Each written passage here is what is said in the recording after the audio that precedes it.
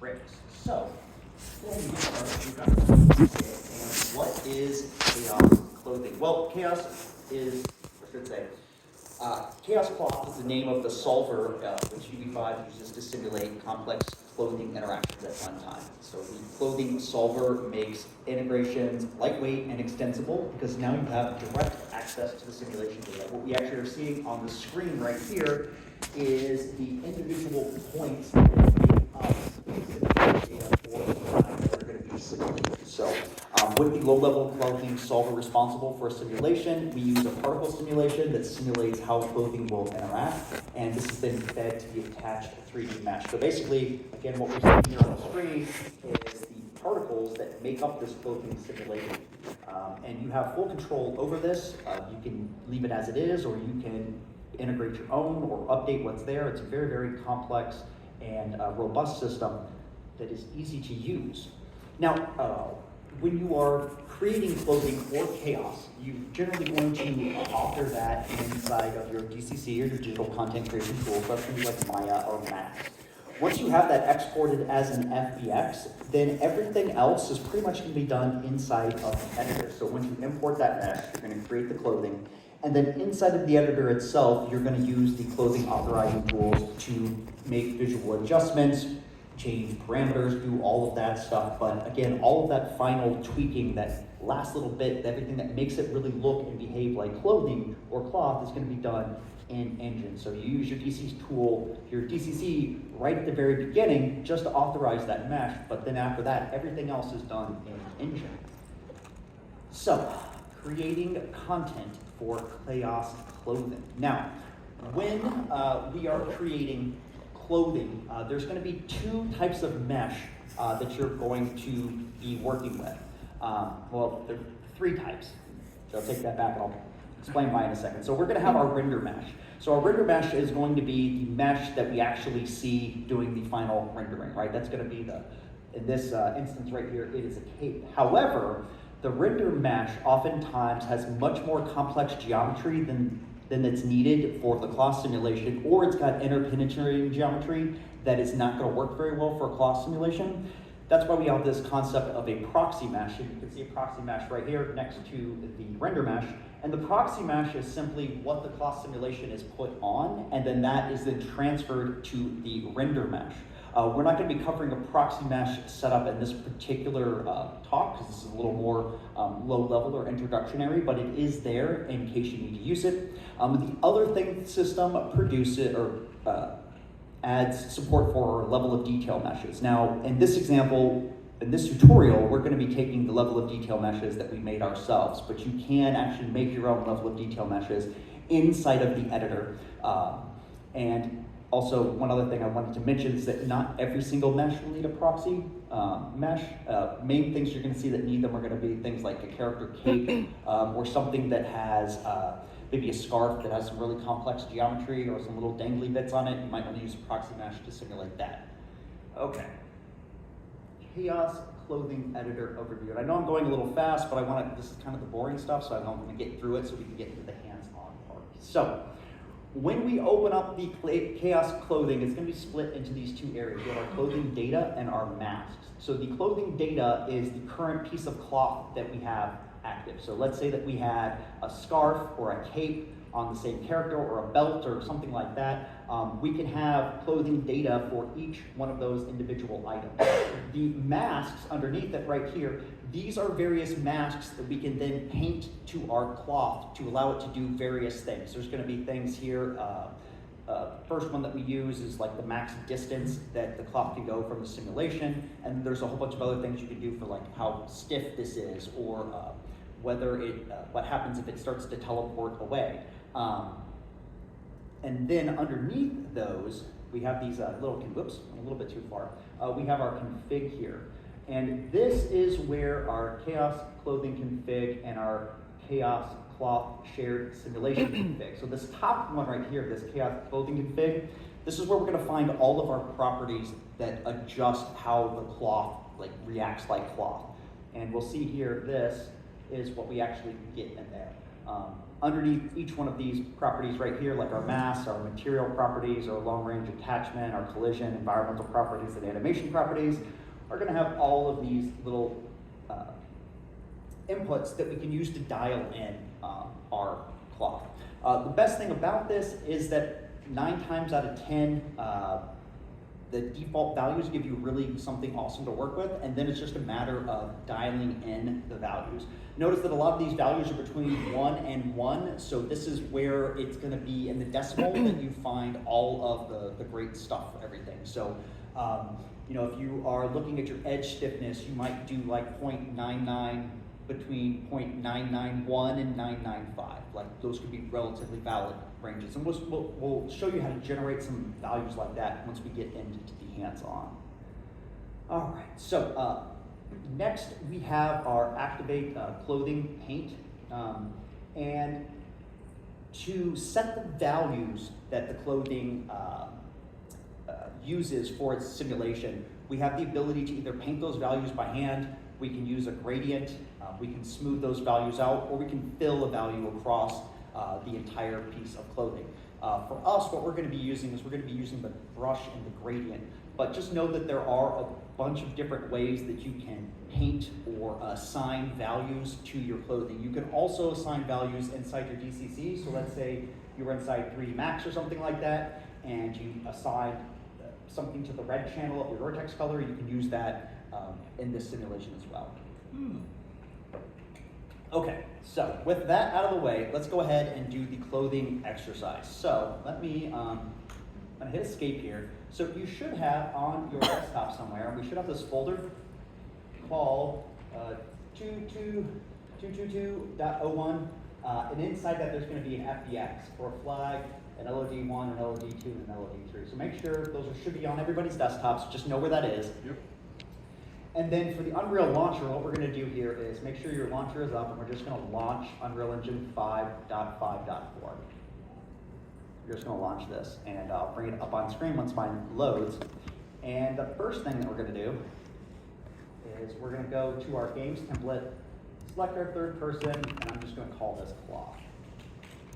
Once that's done, we're going to hit create, and that's just going to create us this blank project with our cloth. So while that loads up, what we're going to do next is we're going to import our asset here. Let me just move these around here. So what we're going to do, and I'll do this way. So I'm going to click here on my content folder. I'm going to click the add, and then we're going to go import. And then from this, I'm going to go up to my desktop. I'm going to go to the file where everything is, go to my FBX, and select flag FBX. Now we don't want to import the LODs just yet, because we have to do that inside as a tool. So for now, we're just going to click on our flag and click open. And from the import content, we just need to click import. So we don't need to worry about anything else. And we're going to get our flag, which I will open up right here. There's our flag. It's showing the default bubbly texture. We can fix that if we just open up the material here. And just going to change this color to light blue. Plug that in real quick. It's just missing that texture right there. And I'll hit apply. So just to recap really quick, all I've done so far is click on add. We went to import. We selected the flag FBX. We hit open, and that imported the flag for us. We then opened up this flag material, and just got rid of this connection here. I just put in this right here, just a straight color. All right, delete that. Apply.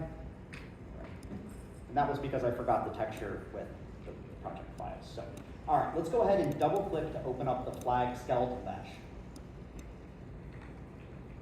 Okay, so again, all we need to do is we just need to find that flag right here. And you can tell that the skeletal mesh will have that little purplish looking line underneath it. So, or purple pinkish magenta, that's actually called. So with this open, the first thing we're going to do is we're going to activate our clothing paint. So again, just right up here, activate clothing paint. And we don't actually have sorry, I got one step ahead of myself. My apologies. What we need to do first is right-click on this cloth and actually create our clothing. So again, right-click and create. So create clothing data from selection. Okay, makes physics sense. All right, and then once we've done that, we need to apply our clothing data.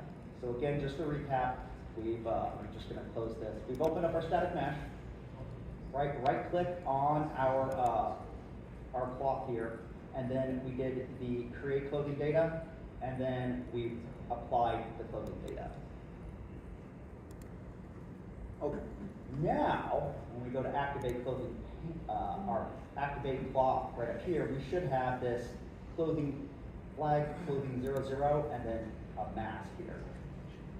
All right, how's everybody doing? Everybody good? Okay.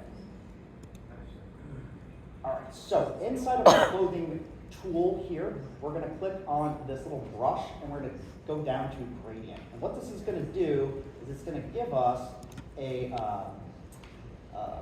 little like single pixel. So we're going to try to select all of the, whoops, and if you accidentally mess up, you can just hit, I think it's Control and Shift. Yeah, Control and Shift. So we're going to try to paint down all the vertices that are on.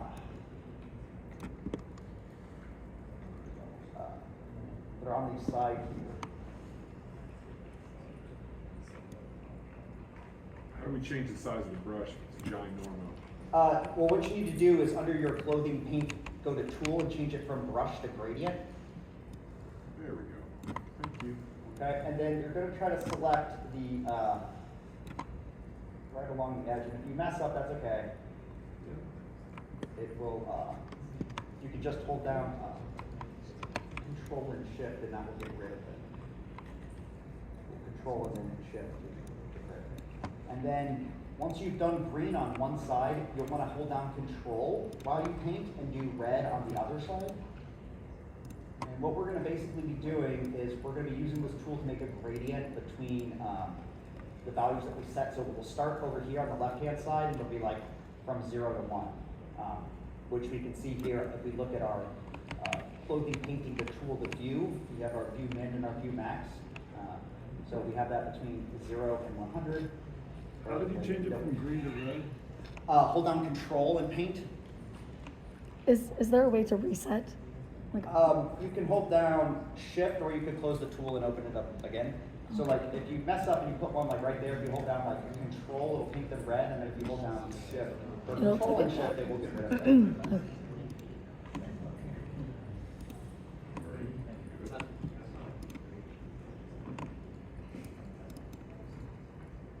So and I mixed up the visualization, it's our tool settings. We have our gradient start and our gradient end. So it's at 0 and 100, and that's what we want it to use. And just set the gradient, all you have to do is press enter. So I'm going to go over how to do this one more time, just so everybody else can, so I'll give you 1 second. Distance. All right, so what we do again is you hold down Control to paint one side red. Okay, and then the other side, we just hold down the tool and paint up. It's not hard to get into this.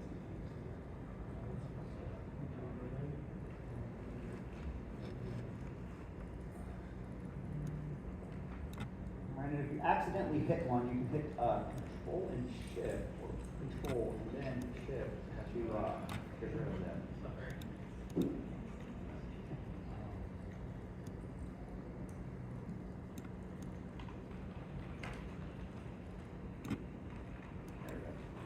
And then again, to set that gradient, you just hit the Enter key, and it will set our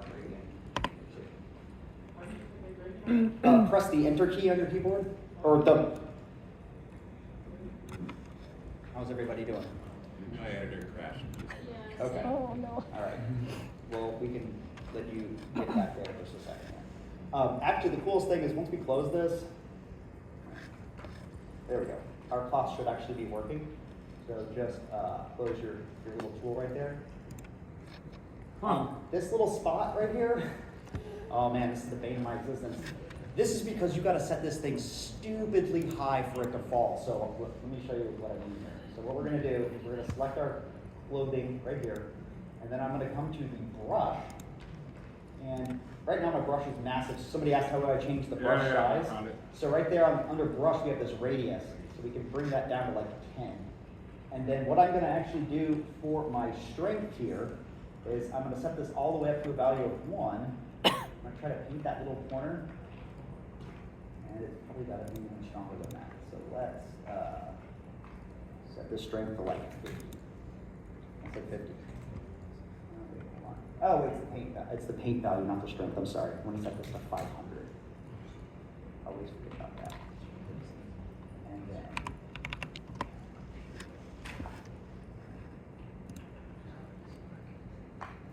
set that one more time.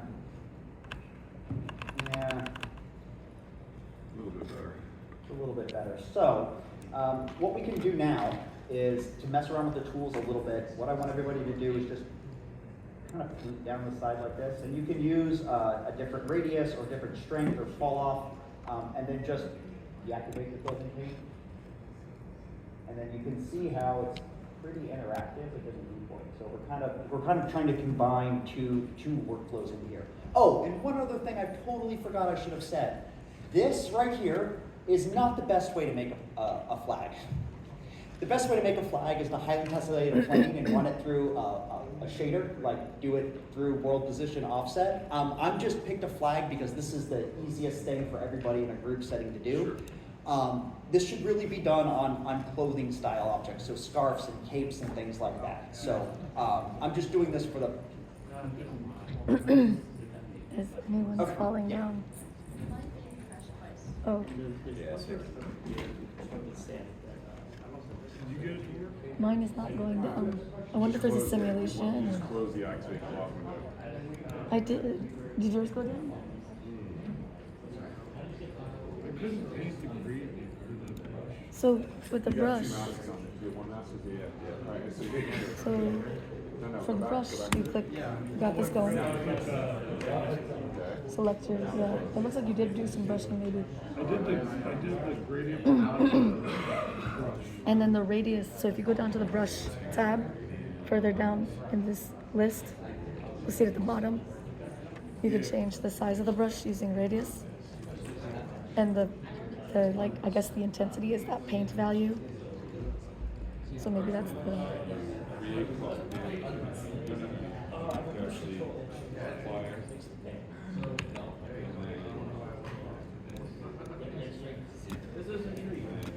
yeah. But see, mine's not doing anything. When I, so like, I like this So corner. then you hit enter, Close. Enter. and then click the button at the top. All I did was stand there, man. All I did was stand there. Which button? Activate the. And what he did is he switched over to brush, and because what happens is that point hangs there like weird like that. Right. And then he painted a really super high value to sim out so that it would fall. What is your? So Do you have the flag physics asset? this is the flag clothing. That looks similar to mine. Is it? Let's see. Change that value.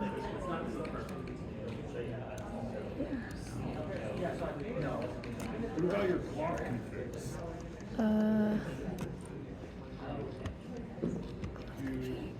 Right under flag physics? Maybe I didn't make it wide enough. Or right under the flag physics. So cloth config? Yeah. Screen size. Okay. Cloth config. Hold on. I think I have those. I don't know. Oh, yeah.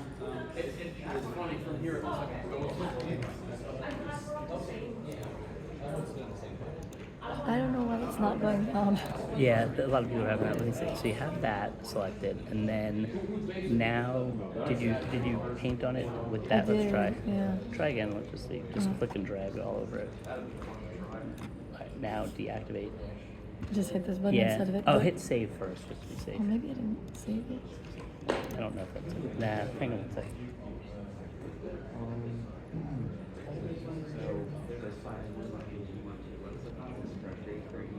Yeah, baby, that's what I'm talking about.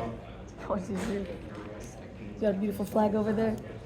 I mean, well, he's kind of a groovy, flaccid flag. I Yeah. think that's what we're going for. Look what he's got. The trick was he had to paint. He had to really paint the really high speed. I'll try doing more. Alright, so let's see what's going on here.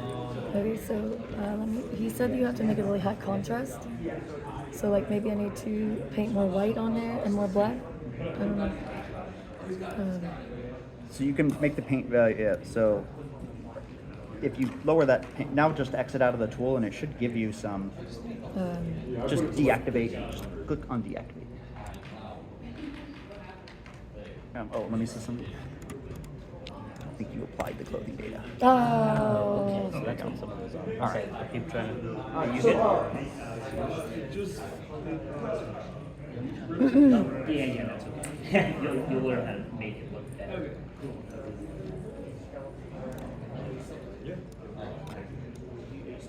I'm good, Steve. Thank you.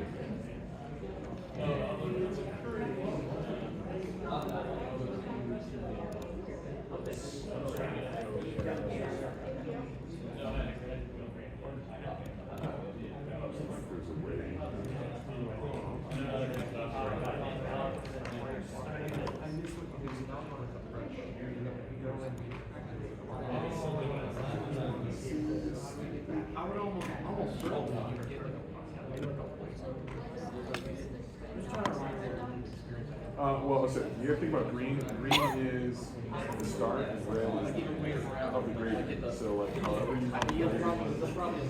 wherever you right? So, green starts with black and ends with white. So, how much is white is how much is red. I think you do it.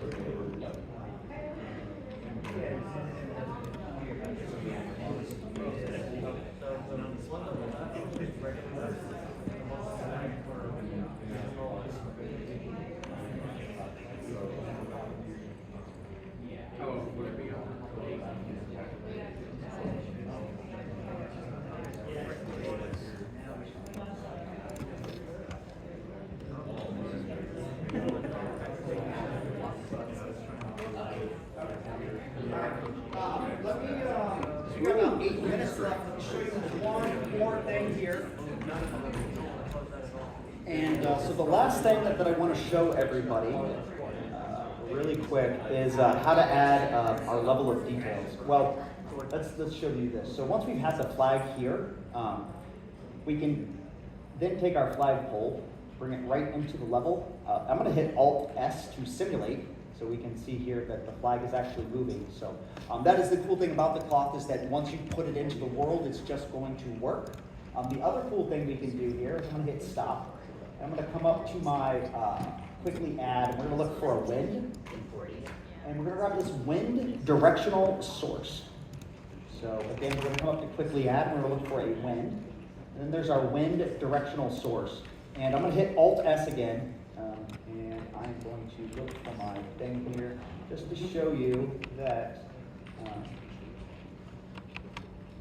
increase the strength. It goes all crazy, and then we can change its direction and things like that.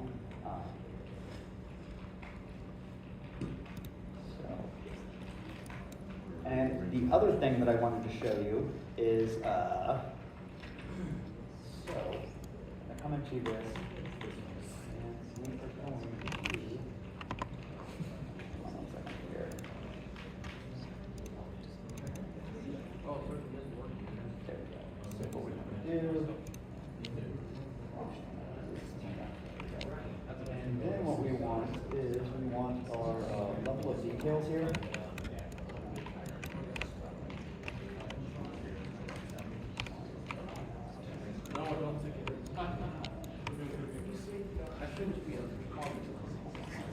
Oh, because it sounds, we want to set this import LOD level 1. And then we're going to select LOD. We're going to click open.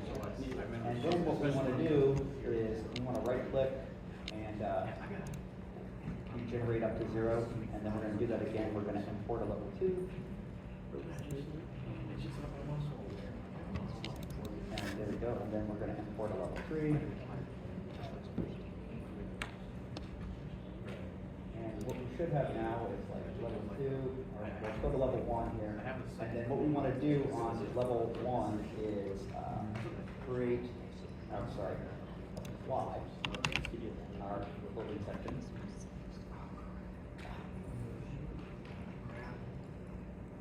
Then we want to go down to 2. We want to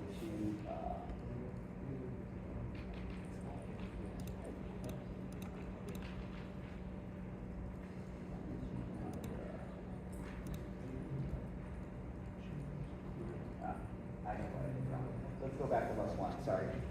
So we'll right click on level 1, and then not the create, the LOD here, our target assistant is going to be flag 00, or flag 0, and because that's the base, and then what we're going to do is we're going to select replace LOD 0. Or wait, I'm sorry. Add LOD 1, and then hit create. That should add this one LOD. How are you getting the LED, dude? Okay, so let's go back up to LOD 0 real quick. Those are LOD 0. And then what we want to do here is over in our asset details, scroll down, not the LOD picker, I always get this mixed up, but in your LOD settings here, we're going to come to our base, and then we just yours will say import LOD 1, but because I've done it for the 3, that's why I have 1, 2, and 3. An actual easier way to do this too, if you don't want to go through all the rigmarole of like adding all of these, is if you just take your number of LODs here and you say put it down to 3 and apply changes. It actually does all of this for you. I was just trying to show you the. All right. So we.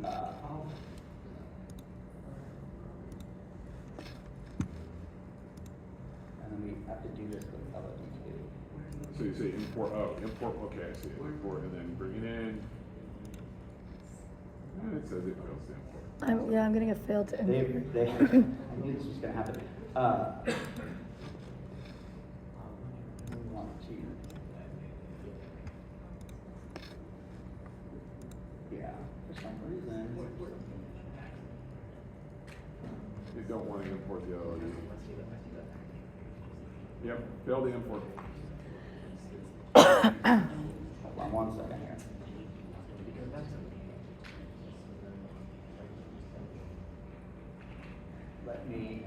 I'm going to restart my editor really quick. And we'll go over importing the LODs again really fast. Well, we don't actually have time because we have 2 minutes left. So let me back up really quick.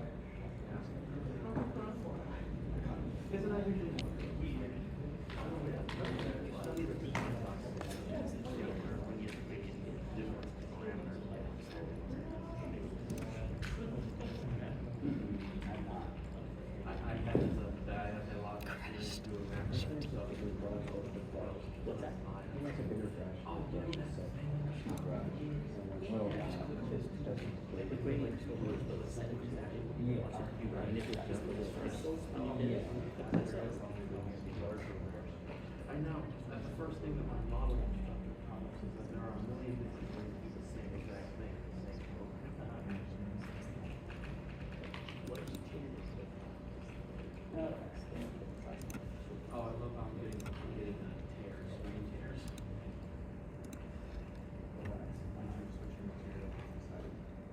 No. I'm just trying to get cheeky, but I know it's like, yeah, like set up these, it's just fun that he- That's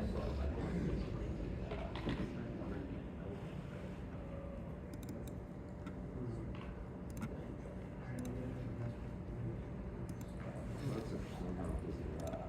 How's it not affect?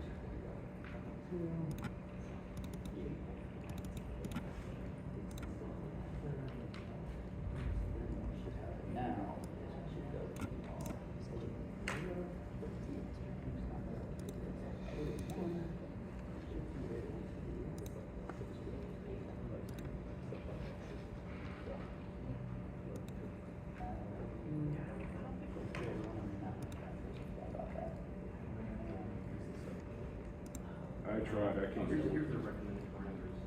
I can't even get the thing to work. Are you in simulation Yeah, mode? yeah.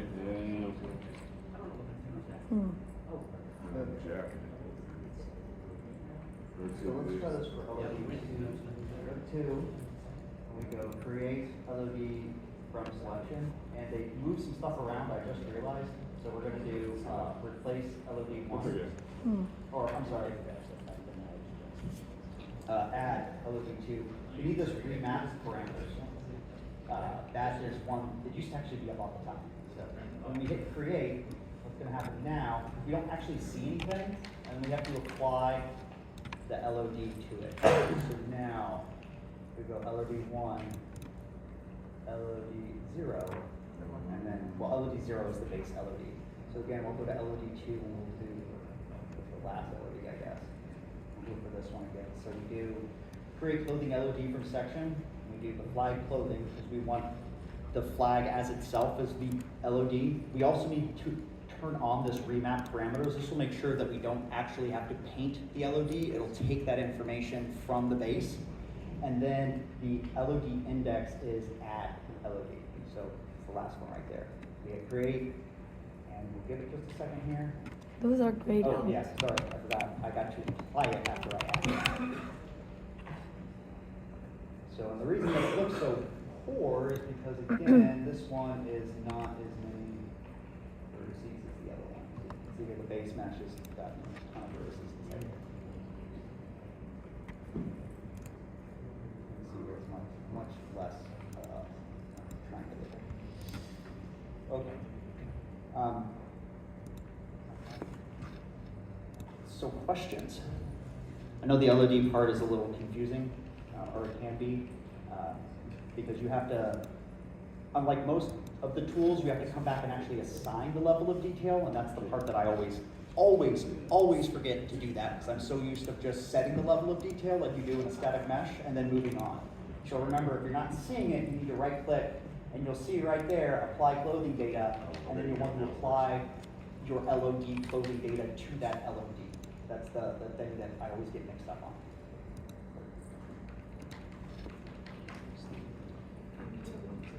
All right, and that is it.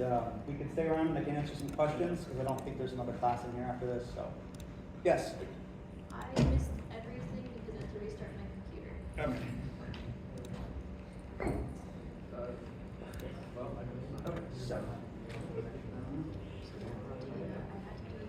That's fine. So what we're gonna do now is close this down. There it goes. We know that it's working, right? So, the next thing we're gonna do. Okay. So we're gonna go to this LOD import. So import number. And then we're gonna grab our flag LOD one, press open. So once we've done that, so let's see, and report it successfully. So then we're gonna do import, import level 2,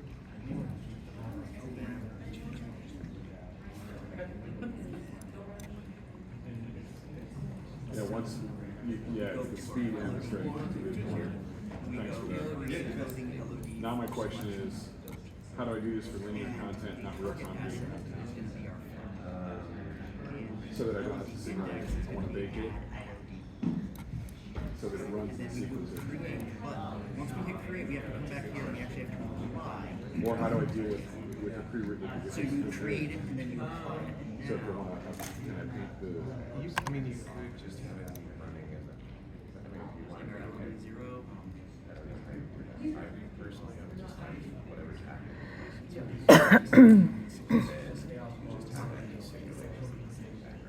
That's for me. Oh, you just set it up that way. Especially since while you're running your sequence, you don't need a whole lot of performance. No. But with it, so. But if I'm kicking it out, I'm kicking it out the contrast. I forgot to regenerate the map. So it's got a big, it's gonna have to simulate it each frame. Oh. I guess I'm doing that anyway, so I just have to make that. Doesn't have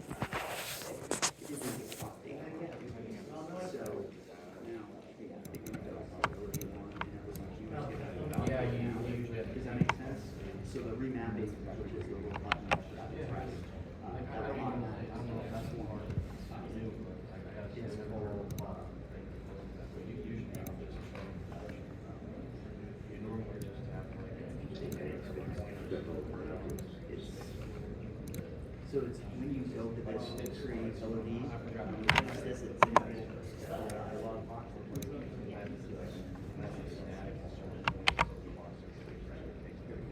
It's that green icon right there.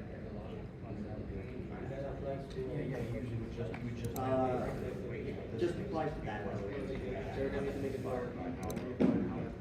Yeah. Excuse me. Did you have one point that was like stuck?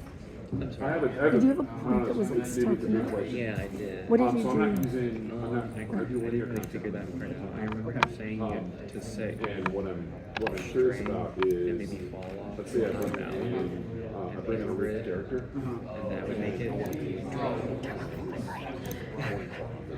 But it's only Because it's like, so that's what the mask it just looks like is it's pinned.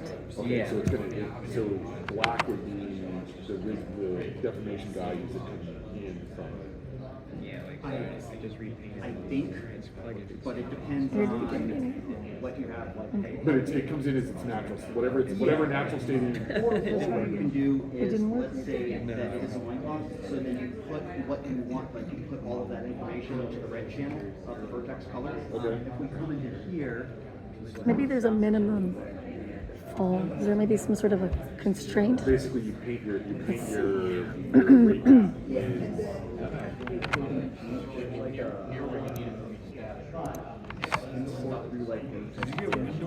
I did, yes. Did you hit Alt S? Did you hit Alt S to switch to simulator mode? Okay. In the viewport? copy like that color that you have in there, and it will copy it, and then you just like press Yeah. enter to put it in. Well, I clicked the simulate button. So literally, I could go. into Seems like that something should work, too. Substance Painter, and I could do a really complicated masking.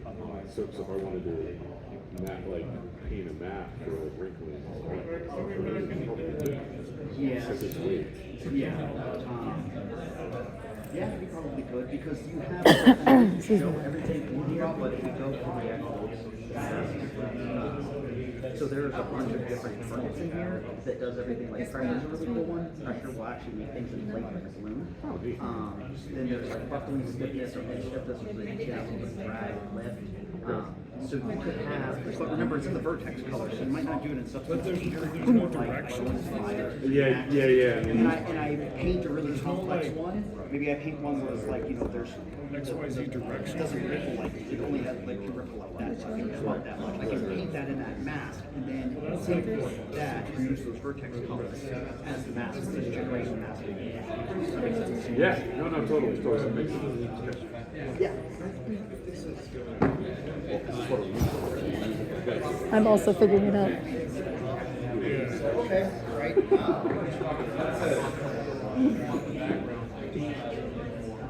Well, maybe. I mean, you could. I can tell you that you could still probably paint it. Yeah. I mean, if I had a tablet, it's more my concern with these values. All right, so let me do one other thing here because I messed up my time completely. I want to show you guys one other thing. It wasn't strong enough. Slideshow Just up from the current strength. slide here. So,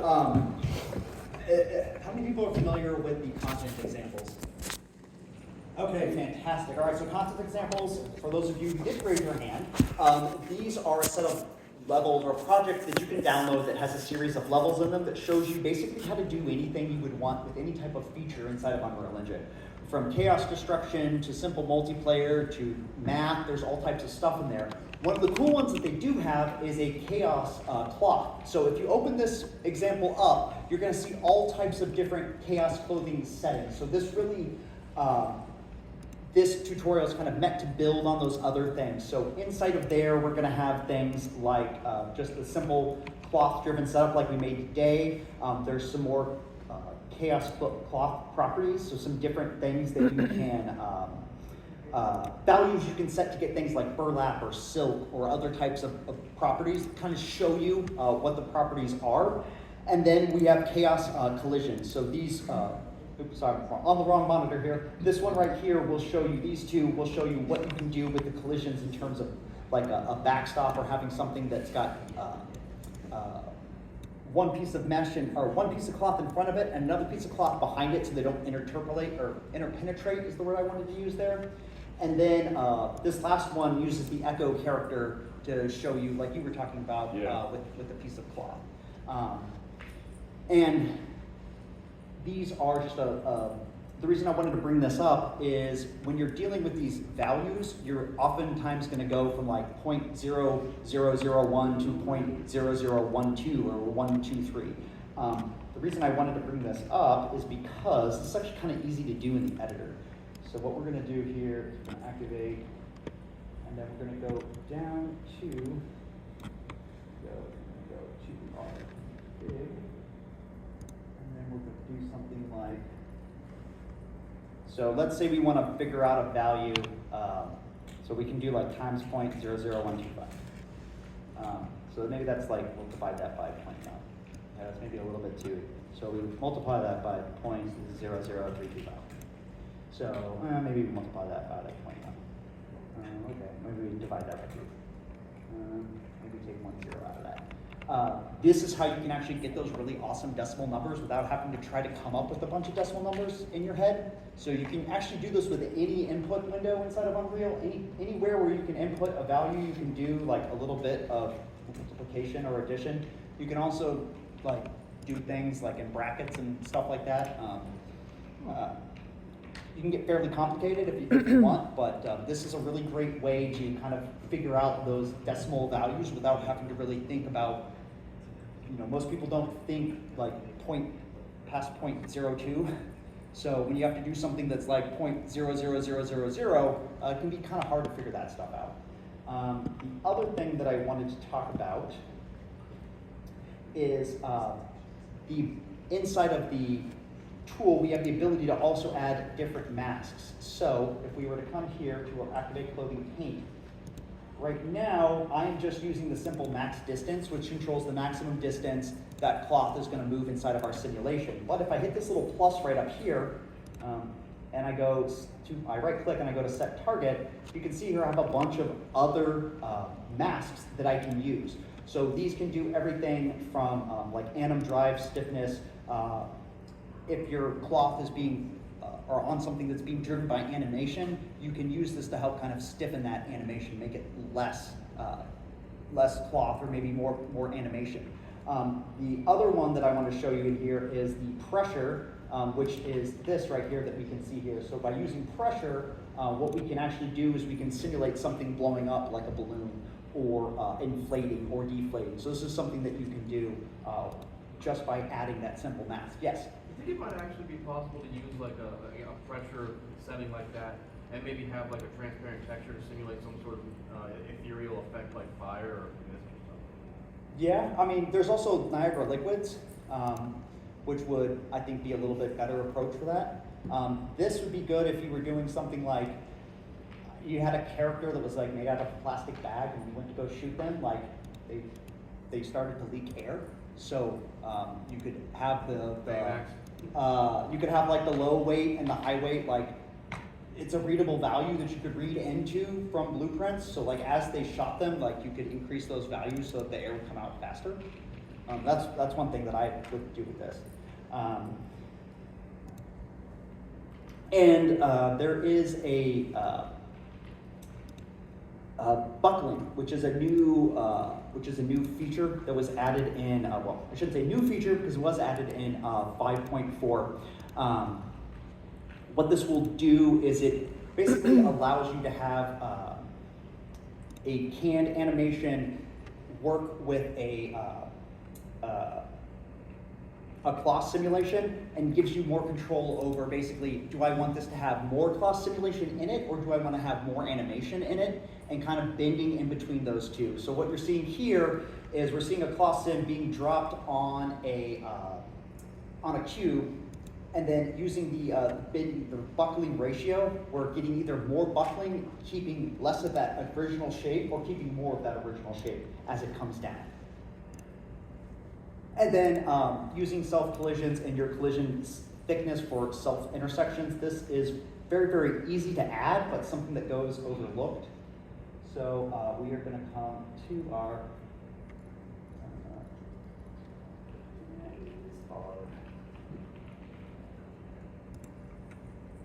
Properties, there we go. We can use our self-continuous and also our self-intersections. There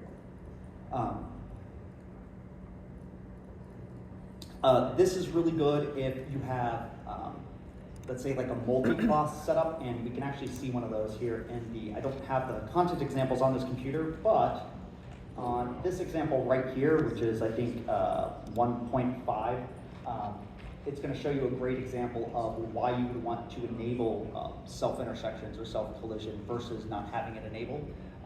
Obviously, you try to want to get away with it not being enabled because it's going to be performantly expensive, but if you do have multiple layered pieces of clothing, it's going to help with that. Okay. And I don't know why, I thought this thing was over like half an hour early, so I apologize for that. No idea what I was thinking. But I am going to open it up now for questions, and I can also come around for anybody who didn't actually get something working, I can come over and help you out. So, any overall questions? Okay, what, you have a question or do you Yeah. have? Okay, what's your question? Can you bake it? No. In other words, can I bake the simulation down in Unreal? Like, you know how you do that, Lembic bake a sim. Yeah, so I don't know if you can bake it down in Unreal, but there is this sequence recorder that might allow you to do that, but I would go the other way. I would bring in a baked Limbic. Does that make sense? Yes, it's like if I want to use it for linear, if I want to use it in Unreal for linear content, if I'm going to render it out to Movie Render Queue or Path Tracer. Yeah, can but I I do think that? it would be better. I think it would be better if you're doing it for linear content to bring in the Alembic, because this is really meant for real time. Okay. So if you, by baking it out, you're kind of using the tool in reverse. Yeah, but this simulation is a hell of a lot easier than using some of the other Oh, is it? Okay. Which is why I'm interested in, Fair enough, fair because I enough. don't need super complicated Okay, that makes sims. I'm sense. looking for basic stuff, fast basic stuff. So, but I mean, so if I was going to try to render this out, would it render out to Movie Render Queue or not? That I don't know. Okay. I don't know if the Path Tracer supports it. I think it does, because the Path Tracer is pretty much on parity with everything. But I've never tried myself. Okay. No, that's a valid answer. Cool. I appreciate that. Question? Yeah, where did your flag physics asset come from? Because mine is not here. Oh, okay. So the question is, where did my flag's visit asset come from? Let me just deactivate my global thing here. So it's right here, and I got that when I imported it. So when I just imported it, it made it. You could actually go right-click on one and create a physics asset if you wanted to. Okay. I think that it crashed. So the question is, can Chaos Clothing rip? And yes, I believe it can. I've seen demos on people like posting on the forums. Old school, like physics-based, like the PHYSX physics clothing could rip. I have not gotten a chance to get it to rip. I've seen people do it. It's something that I want to look into myself because I think it's kind of cool. But I don't know where to start. Yeah, because we started as a point-based simulation, so I have no idea how we get that to just screening it. Yeah, now I've seen somebody post on the forums spheres are better. breaking, like shooting a cloth and like breaking it in half. And they said it was the cloth sim that we use, not like somebody else's like third-party sim, but they didn't post how to do it. Yeah. So So the best bet would be to fracture it, get some parenting to have some sort of what I'm wondering is if you could just do on a ray trace, if you could just set their value of these 2 points to 0, so that they would be 0, so they would come off the set. That's what I would try to do, but I don't know if I'm going to do that. Yeah, if on the self. I don't think it's actually making anything better. Try using the self. So yeah, I don't think it's actually helpful. Okay, wait. Already have. So yours Or you can actually too. Whereas I think mine disappeared when I crashed. Yeah, that's janky. But it's, yeah, to see the self-collision spheres, that one actually looks to play nicer. Whereas the But you got it. self-collision, It worked. Fixing it worked, like the gradient. bit janky. Yeah, it's like basically. Oh no, it's the stuff. Yeah, if you keep it low, it's not too bad. It's very similar. This is very similar to end cloth. Does yours go all the way down? Does your flag drop all the way down? Or does it all the way down? Like if I turn off my wind, Yeah. Okay, so what he did was he and then he switches over. Have my wind, I think, is doing this. Is that? Here, it's gradient before, right? And then I just reduce the radius like 120. Then jack it 115 so I can see the difference here. So it's like, I'm going to push back down to 4. Is it still? I mean, it's It not, does look like it's going down. I don't know. it's still rigid, right against the pole. Yeah, his is doing what mine is doing. If you look at his now. We're there. It has like top right, kind of like. Did you do the radius part? Like the radius brush? Thick is the value. If you go to yeah, this one. So you need My experience is always been like, I don't know, jack it.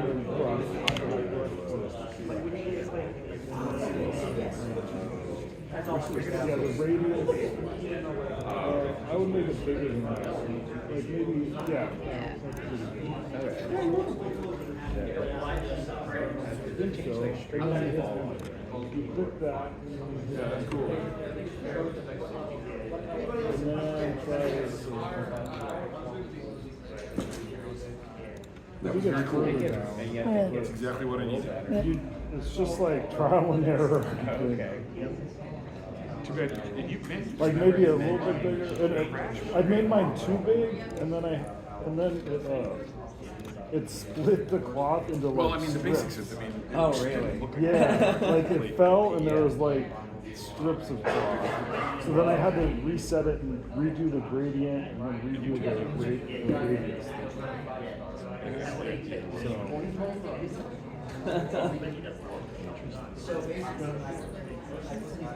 I fixed my because I want crazy to use jitter. it for like, I'm trying to figure But out. it's Yeah, it's still, yeah. weird. And yours like goes right up against the pole because mine's kind of rigid against the pole. I didn't do a very good job selecting these points. Oh, But these ones I okay. did fine, so I don't know. Maybe I can clear it. Let's shift. Reset it all maybe.